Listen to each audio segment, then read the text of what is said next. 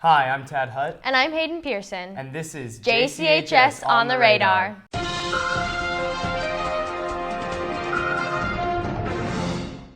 It seems like our spring athletics are starting to pick up.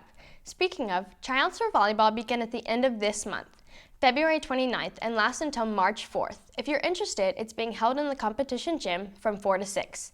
The outdoor classroom installation day will be on March 3rd. Be sure to bring in your consent forms. A message to the seniors.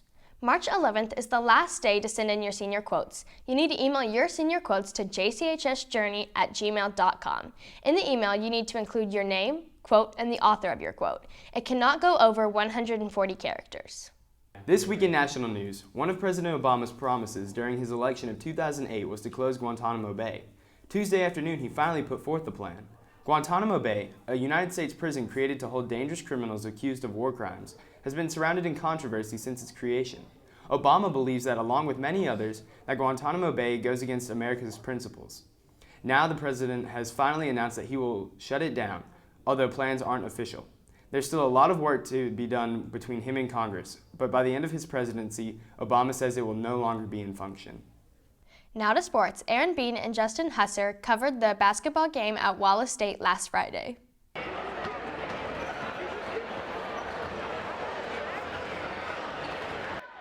The JC Guys basketball, following their second area championship win in the past 4 years, made the trip to Wallace and Haynesville to compete in the state championships against Hoover High School. Hoover is known to be an athletic powerhouse in the state across the board. However, this didn't discourage the Jets. The game was extremely close throughout the game, coming down to the last couple seconds. Sadly, the team lost 55-52, despite a late effort by leading scorer senior Trey James, who scored 18 points. This was a great season for the Jets, having set a school record 13-game winning streak and making it to regionals. We can't wait to see what's in store for next year. This has been Zach Gilman filling in for Aaron Bean and Justin Husser, and this has been your weekly sports news.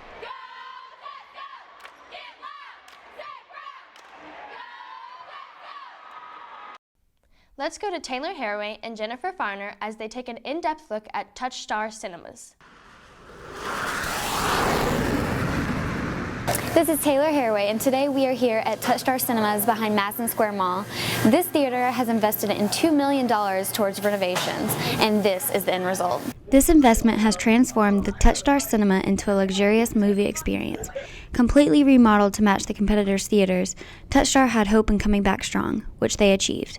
Blockbuster movies such as Deadpool and The Witch, as well as independent and foreign films, stand this theater out among others. Also, a dine-in menu is hoped to be brought to add a restaurant atmosphere along with the movie.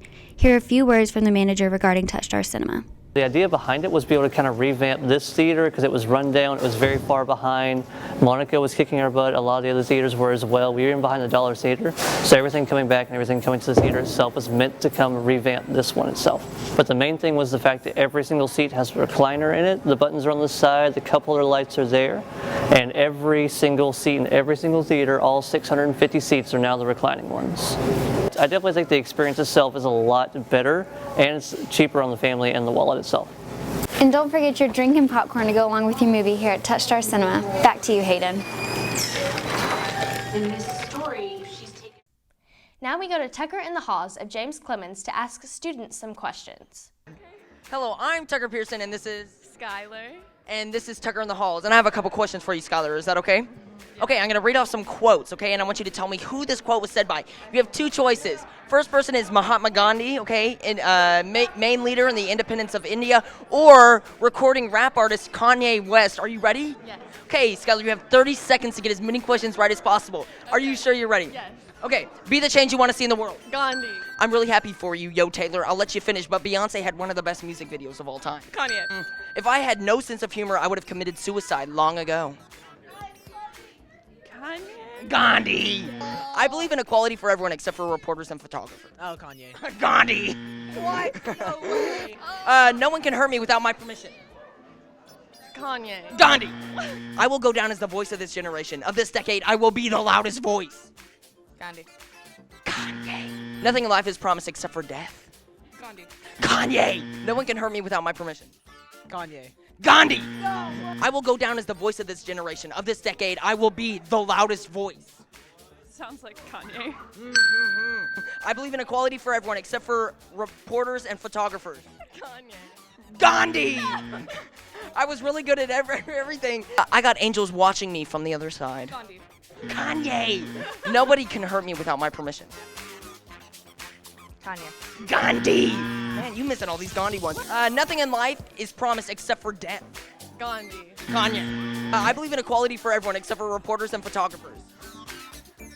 Kanye. Gandhi! I believe in equality for everyone except for reporters and photographers. Kanye. Gandhi! First they ignore you, then they laugh at you, then they fight you, then you win. Gandhi. Nothing in life is promised except for death. Kanye. Our work is never over. Gandhi. Kanye. I was never really good at anything except for the ability to learn. Gandhi. Kanye West! Thank you, that's all the time we had. You really failed. Like, really bad. For this week's Student Spotlight, we have Kendall Elliott.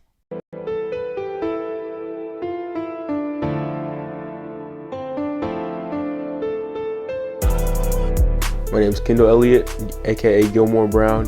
I'm a music producer, clothing designer, and artist. I've been doing music for about a year and about 6 months, I guess.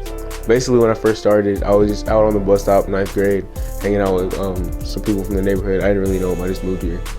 And so one guy, Zach, he offered me an opportunity.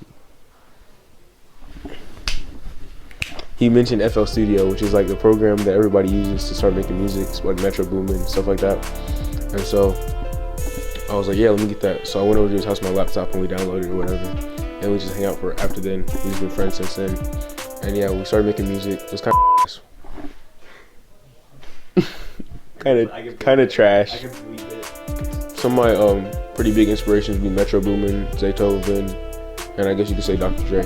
All right, well, basically for the future, I plan on hopefully, I'm gonna go to college, but if I get put on before then, I might take less college courses. But I'm planning on going to college for music and business marketing, maybe graphic design as well. So I get my whole repertoire put up together, and so then I'll be able to have kind of be able to own things instead of just work for people, and maybe own my own studio and just clothing type stuff.